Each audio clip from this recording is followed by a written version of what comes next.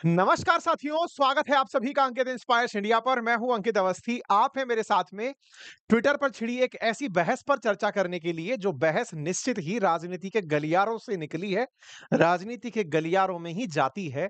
और असल मायने में राजनीति के लिए अगर कोई आधिकारिक प्लेटफॉर्म के रूप में जाना जाता है तो शायद वो ट्विटर ही है। ट्विटर पर एक बहस छिड़ी है और वो बहस ये है कि मोदी जी के साथ धोखा हुआ है। मोदी जी को धोखा दे कौन सकता है? ये सवाल आपके दिमाग में पैरेलली चलने लगेगा, क्योंकि ट्वीट्स को अगर आप देखें तो वो भर-भर करके मोदी जी के साथ बिट्रेयल की बातें हैं।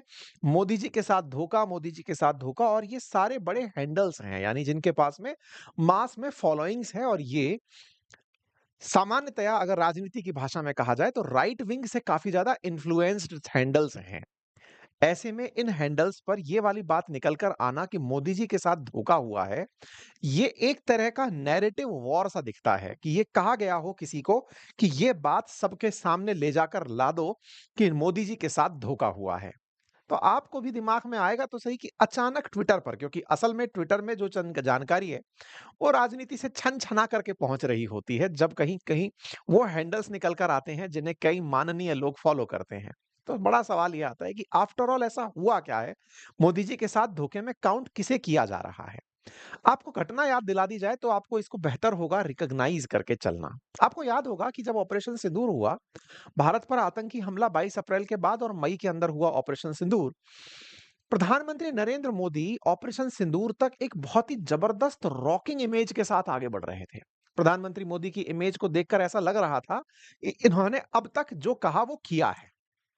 ऑपरेशन सिंदूर उनकी दृढ़ इच्छा शक्ति, राजनीतिक नेतृत्व, राजनीतिक कुशलता का परिणाम बनती जा रही थी कि हाँ साहब, इन्होंने आतंकियों को पहले भी धमका रखा था और ये धमकाना इनका अब सही जगह जाकर लैंड हुआ है, जाकर इन्होंने ऑपरेशन सिंदूर कर दिया है।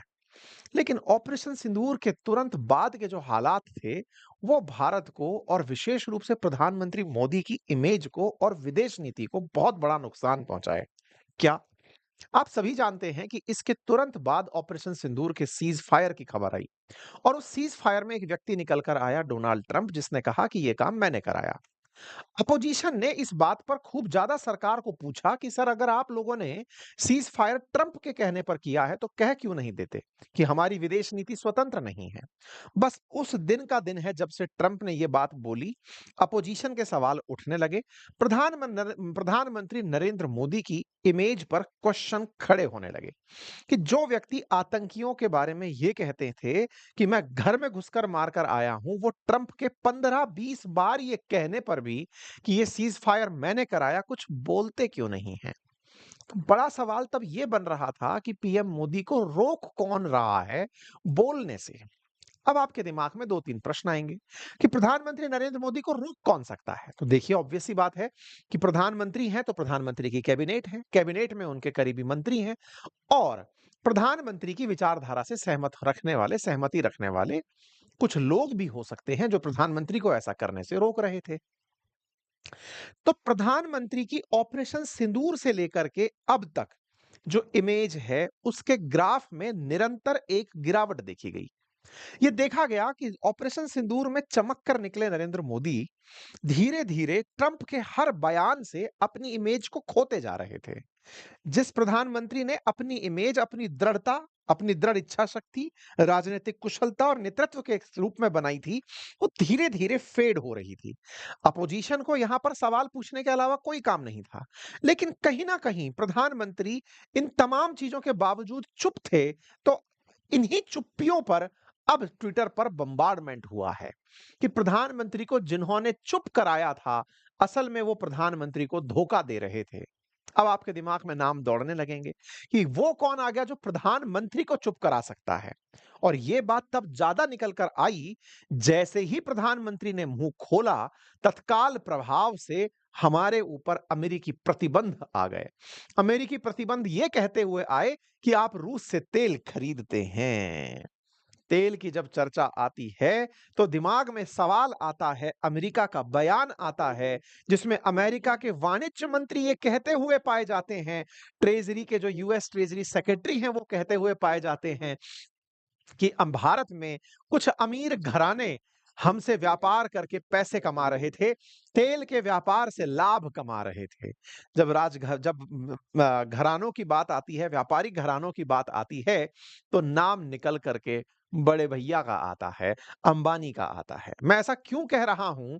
क्योंकि अल्टीमेटली भारत ने अमेरिका का अगर डेटा माने तो अकॉर्डिंग टू यूएस हमने 16 बिलियन डॉलर का मुनाफा कमाया है, और उस 16 बिलियन डॉलर के मुनाफे में से सीधा 6 बिलियन डॉलर का मुनाफा व्यापार से अकेले इनको हुआ है। 6 बिलियन डॉलर आसान भाषा में लगभग 60,000 करोड़ के आसपास की रकम।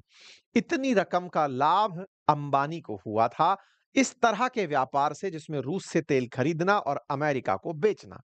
अमेरिका हमारे खिलाफ कोई एक्शन तब तक नहीं ले रहा था जब तक भारत सीज फायर के क्रेडिट पर कोई टिप्पणी नहीं कर रहा था। जैसे ही भारत ने टिप्पणी करी, यानी कि प्रधानमंत्री मोदी ने संसद में से जैसे ही ये कहा कि मेरे को अमेरिका ने नहीं रोका, मुझे किसी ने मध्यस्थता करने के लिए नहीं कहा, तत्काल प्रभाव से अमेरिकी फरमान आया। बड़ा सवाल निकल कर आया कि क्या ये भाई साहब ही तो प्रधानमंत्री को नहीं रोक रहे थे? वैसे भी मीडिया में अक्सर अंबानी, अडानी और मोदी जी की साठगांठ की बात कही जाती रही है। अपोजिशन अक्सर ये आरोप लगाता रहा है। लेकिन अंबानी के पास इतनी ताकत आई कहां से कि वो प्रधानमंत्री के सोचने पर, यानी कि उनके विवेक पर कंट्रोल कर ले? प्रधानमंत्री के विवेकशील लोग कौन हैं जो विदेश नीति को प्रभावित करते हैं? तो सवाल आता है विदेश मंत्री का। और जब बात विदेश मंत्री का हो, तो उस समय एक और बड़ा सवाल निकल कर आता है विदेश मंत्री के सुपुत्र का, जो आप मेरे लेफ्ट में देख रहे हैं, डॉक्टर एस जयशंकर के बेटे ध्रुव जयशंकर के ऊपर। आज की कहानी में इनका, अंबानी का, जयशंकर साहब का और मोदी जी का कनेक्शन, और इस कनेक्शन के बाद प्रधानमंत्री मोदी की छवि को पहुंचा नुकसान पूरी तरह से डिस्कस किया जाएगा। मेरे प्यारे साथियों, ये पूरी कहानी डिकोड की जा रही है, क्योंकि जिस तरह से ट्विटर पर नैरेटिव बिल्ट हुआ, तो ये जानकारी आप तक पहुंचे कि असली खेला क्या है, जिसकी वजह से ये चीज बाहर निकल कर आई, आपको वो समझना अत्यंत आवश्यक है। चलिए एक-एक करके सारी बातें शुरू करते हैं। इसमें एक संस्था का नाम जरूर याद रखिएगा, नाम है ऑब्जर्वर रिसर्च फाउंडेशन। नाम सुनते ही ऐसा लगता है कि कोई बहुत ही बढ़िया संस्था होगी जो बहुत अच्छा कुछ करती होगी। जी हां, भारत के अंदर ये एक थिंक टैंक के रूप में काम करने वाली संस्था है, और इसी के ही तत्वाधान में भारत के अंदर रायसीना डायलॉग जैसा विदेशियों को बुलाकर डिस्कशन या मशविरा करने का कार्यक्रम आयोजित किया जाता है। तो चलिए शुरू करते हैं इसी ओआरएफ की कहानी को डिकोड करते हुए, सारे तारों को जोड़ने का काम। ये बिल्कुल वो सीआईडी के दया वाली कहानी है, लेकिन मैं किसी की कॉल स्क्रिप्ट नहीं निकलवाऊंगा कि जरा चेक करो कि इन्होंने फोन कहां-कहां किया था। मैं तो जो आंकड़े इंटरनेट पर उपलब्ध हैं, बस उन्हें अपने तरीके से जोड़कर आपके सामने रख रहा हूं, ये बताने के लिए कि खेला असल में क्या था, किस तरफ असल मायने में इशारा हो रहा है। आइए तो बात करते हैं ओआरएफ की। तो मेरे प्यारे साथियों, ऑब्जर्वर रिसर्च फाउंडेशन भारत के अंदर एक थिंक टैंक है, जिसका काम है भारत की विदेश नीति पर अपनी राय देना। असल मायने में ये जितने भी रायशील लोग होते हैं, रायचंद जो होते हैं, ये अपनी राय से राय प्रभावित भी करते हैं। आप इसको आसान करके समझिए। आज मान लीजिए कि मैं कोई काम कर रहा हूं और मैंने कुछ एडवाइजर्स बिठाकर रखे हुए हैं जो मुझे सलाह दें कि आपको इस तरह से ये करना चाहिए, आपको ये कंटेंट इस तरह से बनाना चाहिए, आपको इस विषय को उठाना चाहिए। तो मेरे रायचंदों का राय मुझे जब मिलेगा, तो मैं ऐसे में आप लोगों के सामने वही प्रोड्यूस करने लगूंगा जिस तरह के लोगों से मैं राय ले रहा हूं। असल में कहते हैं ना कि आप कैसे हैं पता लगाने के लिए आप 5 मित्रों को बता दीजिए कि इनके 5 मित्र कौन से हैं। तो आपके बारे में टिप्पणी करना थोड़ा आसान हो जाता है। ऐसे में ओआरएफ जो रायचंद है, ये रायचंद सलाह भारत सरकार को देती थी। ऐसे मंचों के माध्यम से सलाह देती थी जहां से सरकार की नीतियां प्रभावित हो सकती थी। इसके ही फोरम के द्वारा तमाम प्रकार के इंटरनेशनल इवेंट्स, जैसे ब्रिक्स एकेडमिक फोरम का आयोजन होना हो, या फिर तमाम प्रकार के केप टाउन को अलावा दुनिया भर के अंदर जहां जहां इंटरनेशनली आपको इंटरनेशनल रिलेशंस पर राय देनी हो, यहाँ पर बैठे रायचंद बढ़िया से राय देते थे। आप पूछेंगे कि इनमें कौन से रायचंद होते हैं? असल में ये बहुत सारे बुद्धिजीवियों को जो एक जैसी विचारधारा रखते हैं, उन्हें बुलाते हैं। उनसे राय-शुमारी करते हैं, एक कंक्लूसिव रिमार्क निकालते हैं कि दुनिया का क्या होगा? अमेरिका कैसे चलेगा? अमेरिका की इन नीतियों का क्या होगा?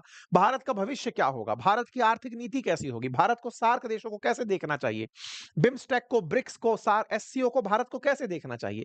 इस तरह की सारी बातें इन तरह के डायलॉग्स में की जाती रही। रायसीना डायलॉग्स यदि आप में से कोई व्यक्ति यूपीएससी की तैयारी के दौरान रहा होगा, तो इस बात का महत्व पता होगा। ये ओआरएफ के द्वारा आयोजित कराने वाली एक चर्चा है। अच्छा, तो अब ओआरएफ की बात हो, तो ओआरएफ के कुछ मैं पिक्चर्स आपको दिखा देता हूँ।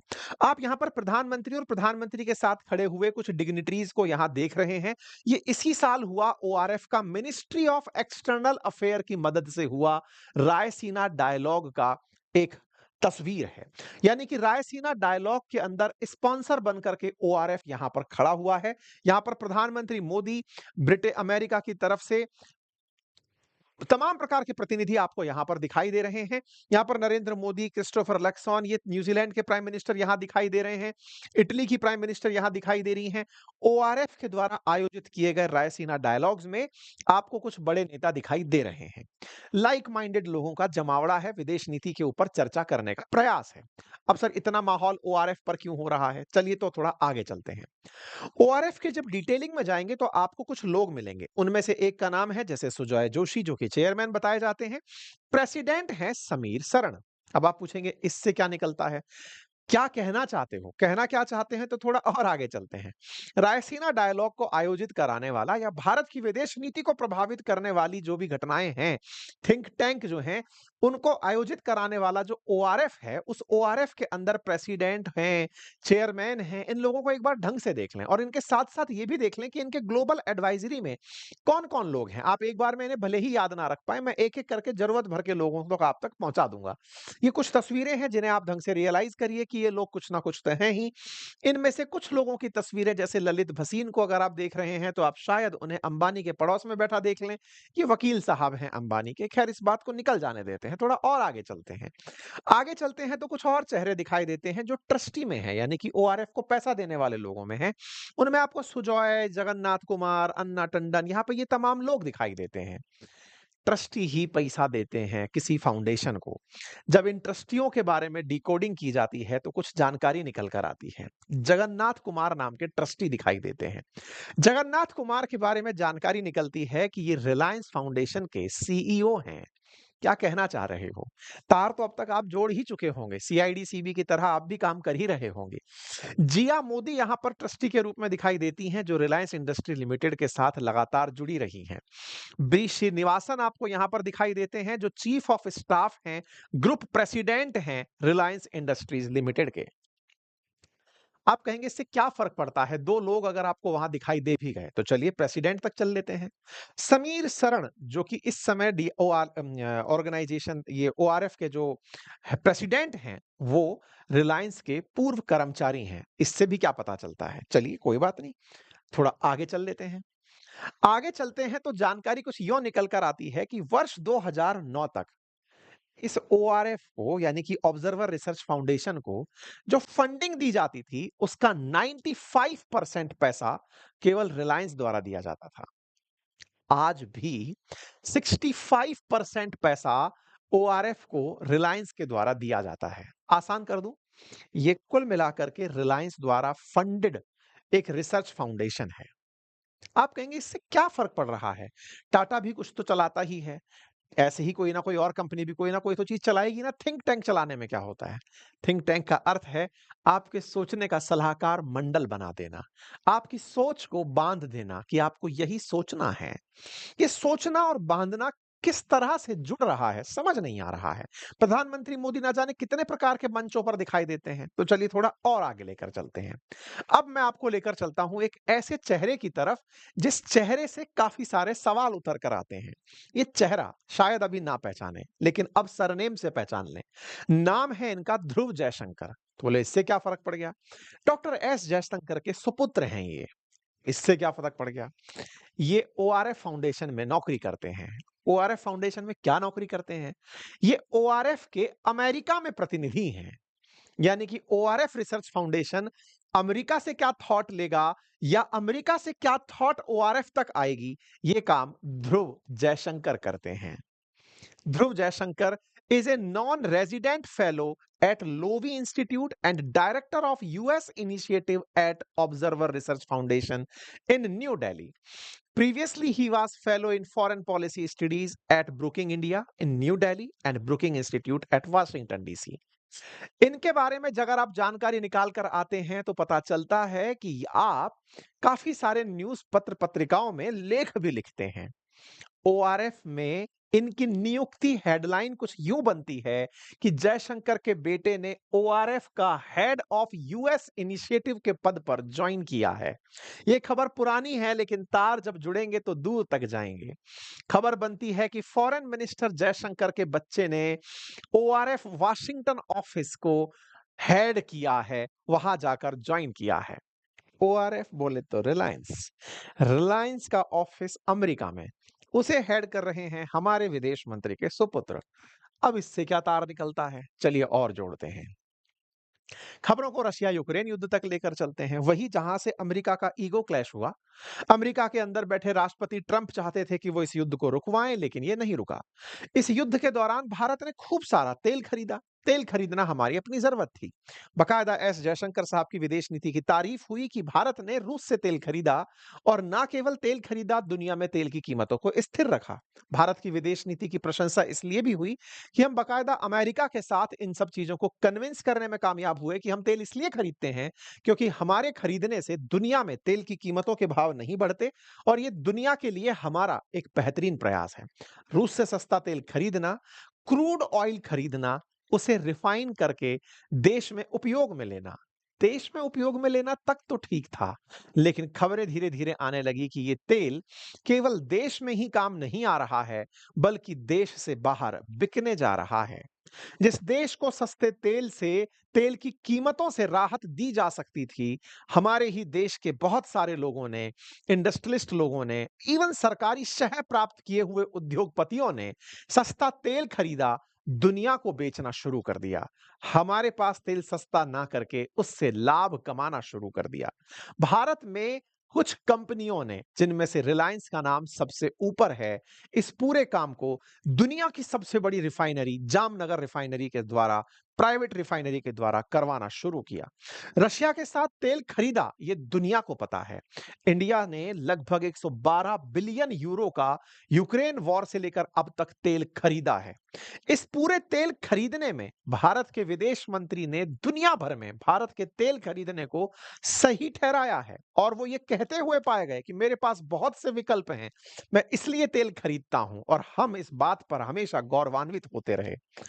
रशियन ऑयल को हमने अपने देश में तो यूज किया ही किया, यूरोप में भी बेचा। ये खबरें साल 2023 में निकल कर आना शुरू हो गई थी, लेकिन इन्हीं खबरों ने अगस्त में उस समय सबका ध्यान अपनी ओर आकर्षित कर लिया जब खबर ये निकल कर आई कि इस तरह से भारत ने तेल बेच करके $16 बिलियन का एक्स्ट्रा प्रॉफिट कमाया है और उसमें से $6 बिलियन का प्रॉफिट अकेले रिलायंस ने कमाया है। रिलायंस इंडस्ट्रीज ने कमाया है 50,000 करोड़ का प्रॉफिट। आप पूछेंगे ये कैसे, इसके पीछे की कहानी जानिए। रिलायंस ने 10 साल के लिए डील करी रूस के साथ कि वो प्रति साल 12 से लेकर $13 बिलियन का तेल खरीदेगा। ये डील जब की गई तो अमेरिका के साथ में इन्हें लगता था कि ये सारी चीजें जो विदेश मंत्री कर चुके हैं, अब कोई दिक्कत नहीं आएगी, क्योंकि आप जब रूस से तेल खरीद रहे हैं और आपको यह डर नहीं है कि इतना सस्ता तेल खरीद कर मैं अमेरिका को ही बेच रहा हूं या यूरोप को बेच रहा हूं, तो यह निडरता कहां से आई? निडरता आई भारत के विदेश मंत्री द्वारा भारत का पक्ष दुनिया में खुलकर रखने से। जब भारत के विदेश मंत्री ने ये सब बातें बेहतर तरीके से रखी तो व्यापारी भाई ने प्रॉपर तरीके से व्यापार दिमाग में चलाया और उस व्यापार से लाभ कमाया। अब इस लाभ से क्या दिक्कत है? कोई दिक्कत नहीं। दिक्कत हुई ट्रंप को, क्योंकि ट्रंप को पता था कि इससे असल में लाभ कौन कमा रहा है।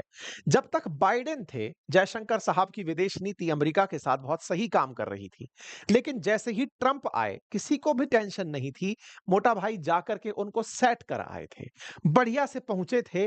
आपको याद होगी कुछ तस्वीरें, जब प्रधानमंत्री मोदी इनके शपथ ग्रहण में नहीं गए थे, लेकिन मुकेश अंबानी अपनी धर्मपत्नी के साथ में वहां पर प्रेजेंट थे।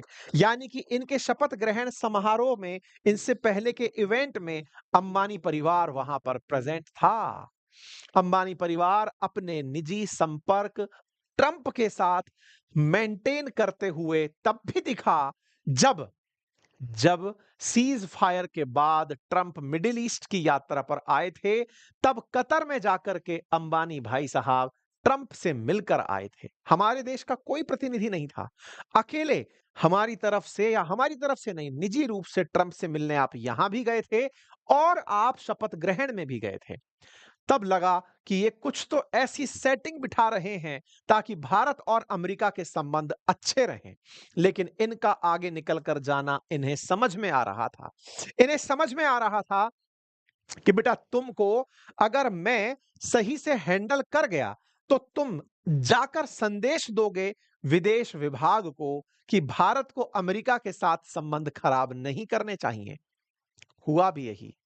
इनके मिडिल ईस्ट में मिलकर चले आने के बाद, ये तस्वीरें हैं, आपको याद होंगी, अभी कुछ दिन पहले जब सऊदी की यात्रा पर आए थे, ऑपरेशन सिंदूर के बाद ट्रंप, उस समय की तस्वीरें हैं ये आते हैं और भारत चुप हो जाता है, सीज फायर पर कुछ नहीं बोलता। ट्रंप के इस जिद पर कि उन्होंने सीज फायर कराया है, क्योंकि ट्रंप अपने देश में खोती हुई अपनी लोकप्रियता कि मैं रशिया यूक्रेन नहीं रुकवा पाया, उसे वो कहीं ना कहीं से काउंटर बैलेंस करवा रहे थे भारत के थ्रू। लेकिन प्रधानमंत्री नरेंद्र मोदी के सलाहकार उन्हें कह रहे थे कि अमेरिका के राष्ट्रपति को बोलने दो, वो पागल है, आप उस पर कोई प्रतिक्रिया मत दो। खबरें तो यहां तक आज के अखबारों में भी छपी कि साहब मुकेश अंबानी ही थे जो कि यूएस इंडिया के ट्रेड बैटल को मैनेज करने का प्रयास कर रहे थे, क्योंकि असल में फायदा किसका हो रहा था? आप ही का फायदा हो रहा था। क्योंकि इन्हें पता था कि अगर ट्रंप बिखरे तो वो रशिया से तेल खरीदने पर सैंक्शन लगाएंगे, और वो सैंक्शन अगर लगे तो नुकसान इनका होगा, और इनका नुकसान 50,000 करोड़ का मुनाफा दिखा रहा है, तो नुकसान सोचिए कितने का होगा। ये तो लाभ है, व्यापार कितने का हुआ नहीं पता है। व्यापारी भाई ने इस पूरे खेल को यहां से होकर मैनेज किया। इस पूरे मैनेजमेंट में परिवार का लाभ उठाया, बड़े ही सॉफ्ट तरीके से जयशंकर साहब का दिमाग घुमा दिया, ऐसा आरोप है। जयशंकर साहब, जिनकी बात प्रधानमंत्री बहुत मानते हैं विदेश नीतिगत मामलों में, उन्हें प्रभावित करने में ओआरएफ का रोल निकाला जा रहा है। सोशल मीडिया किसी का नाम नहीं ले रहा है, बस कह रहा है कि प्रधानमंत्री के साथ धोखा हुआ है। मुसीबत यह है, कैसे नाम ले दे जिन जयशंकर साहब पर प्रधानमंत्री इतना बिलीव करते हैं, उन पर कोई आरोप कैसे लगा दे। इवन शाम होते होते तो ये सफाइयां आने लगी कि अरे जयशंकर साहब का नाम खराब मत करो। लेकिन ओवरऑल इस पूरे के पूरे जो माहौल बनाया गया, इसमें प्रधानमंत्री मोदी की छवि को जो खराब किया, वो इन भाई साहब ने जिस माध्यम से खराब किया, वो चीजें लोगों को धीरे धीरे दिखने लगी कि यार ये तो मामला इस तरह से गड़बड़ाया है। भारत को सब टैरिफ के नाम पर सैंक्शन झेलने पड़े, लेकिन प्रधानमंत्री मोदी ऑपरेशन सिंदूर के इस क्रेडिट को ट्रंप को नहीं लेने दिए। उन्होंने खुलेआम संसद में कहा कि मैंने किसी के दबाव में यह काम नहीं किया। उसके बाद ट्रंप की फ्रीक्वेंसी अब लगातार घट गई है, क्योंकि हम पर प्रतिबंध जो लग गए हैं। अब बड़ा सवाल यह है कि साहब ये तो कहानी का एक पक्ष हुआ, लेकिन अगर ये न्यूज भी ट्विटर पर ट्रेंड कर रही है तो इसे करवाने वाला कोई तो होगा। कौन ऐसा पक्ष है जिसे इससे लाभ हो रहा होगा? प्रधानमंत्री मोदी और जयशंकर के बीच में अगर रिफ्ट पैदा करा जाए तो इससे किसे लाभ होगा? आइए अब लाभ चलते हैं। हमको पुलिस में यह सिखाया जाता था कि लाभ किसे मिल रहा है उस पर पहुंचिए। तो पहले लाभ मिल रहा है अंबानी परिवार को, उसे देखा गया। अब चलते हैं दूसरे परिवार पर जिसे लाभ हो सकता है, और वो लाभ की कहानी कहां से आती है, क्योंकि ये तो हमने डिकोड कर लिया। लाभ की कहानी कुछ यूं है कि ऑपरेशन सिंदूर के बाद इसकी काबिलियत को बताने के लिए हमने दुनिया भर में अपने डेलीगेशन भेजे। प्रधानमंत्री के द्वारा डेलीगेशंस में जिन्हें भेजा गया, उनमें से एक नाम था थरूर साहब का। थरूर साहब को दुनिया भर में विदेश नीति के जानकारों के रूप में जाना जाता है, लेकिन वो कांग्रेसी हैं। कांग्रेसी इतने कलाकार और नॉलेजफुल आदमी को बीजेपी लाने का प्रयास कर रही है, ऐसा पूरे चुनावी हलकों में, राजनीतिक हलकों में चल रहा है। लेकिन दिक्कत क्या है? आप जितने टैलेंटेड आदमी हैं, उनकी जगह असल मायने में इस वाले पद पर है, जहां पर विदेश मंत्री विराजते हैं। विदेश नीति में जो ब्लंडर हुआ, उन्हें यदि ये आएंगे, तो ये निश्चित ही सुधार देंगे, ऐसे कयास लगाए जा रहे हैं। अगर इनको नुकसान होता है, तो पद जिनका मजबूत होता है, वो शशि थरूर हैं। वो कांग्रेस से यहां पर पहुंचे और यहां पहुंचकर उन्हें सीधे राज्यसभा में पहुंचाकर विदेश मंत्री बनाया जा सकता है। पहले भी कांग्रेस के टाइम पर आप विदेश राज्य मंत्री रह चुके हैं। ऐसे में एक हलका ये भी कह रहा है कि ये थरूर साहब के समर्थन में बनाया गया माहौल है, ताकि जयशंकर साहब की इमेज को नुकसान पहुंचाकर प्रधानमंत्री मोदी के खिलाफ के माहौल को इनके नुकसान में सिद्ध करके इन्हें पार्टी के अंदर लाया जा सके। देखिए, राजनीति है। राजनीति की चर्चाओं में जितनी भी बातें हैं, उन बातों में कहीं ना कहीं कहते हैं कि जंगल में धुआं उठता दिखे, तो इसका मतलब है कि आग तो कहीं लगी है। अब ये आग कहां लगी है, ये तो आने वाला समय बताएगा। लेकिन जो चर्चाएं हैं, अगर आप उन्हें रिलेट कर गए हैं, तो ये अपने आप में बहुत मायने रखती हैं। इन चर्चाओं को अगर आप गहराई से देखें, तो आप समझ पाएंगे कि कुछ तो गड़बड़ है दया। अब वो जो कुछ गड़बड़ है, वो अगर आप रिलेट कर जाएं, तो कमेंट बॉक्स में जरूर बताइएगा। ये केवल एक विश्लेषण है। इसकी पूरी कहानी की पटकथा में केवल तार जोड़ने का प्रयास है। जैसे घटनाक्रम को देखने का सबका अपना एक नजरिया होता है। ये मेरा एक नजरिया है जो मैंने आपके सामने साझा किया है। आप क्या सोचते हैं, अपनी राय कमेंट बॉक्स में जरूर रखें। मेरा किसी भी राजनीतिक दल के नेता के साथ कोई निजी द्वेष नहीं है। ये एक विश्लेषण है, इसे उसी नजरिए से देखा जाए। अपन सबके लिए राष्ट्र प्रथम है। देश की सुरक्षा, देश के हित सर्वोपरि हैं। फिलहाल के लिए इतना ही। अपना ख्याल रखें। चैनल पर नए हैं तो सब्सक्राइब कर लें। और हाँ, यदि आप चाहते हैं स्टॉक मार्केट का भरपूर नॉलेज लेना, या आप म्यूचुअल फंड के बारे में बेसिक से जानकारी लेना चाहते हैं, तो बातें बाजार की एप्लीकेशन पर जाएं और बहुत ही खूबसूरत हमारा कोर्स है, उसे जाकर ज्वाइन कर लें। उसमें हमने बेहतरीन जानकारी आप लोगों को बहुत ही नॉमिनल प्राइसेस में उपलब्ध कराई हैं। Thank you so much.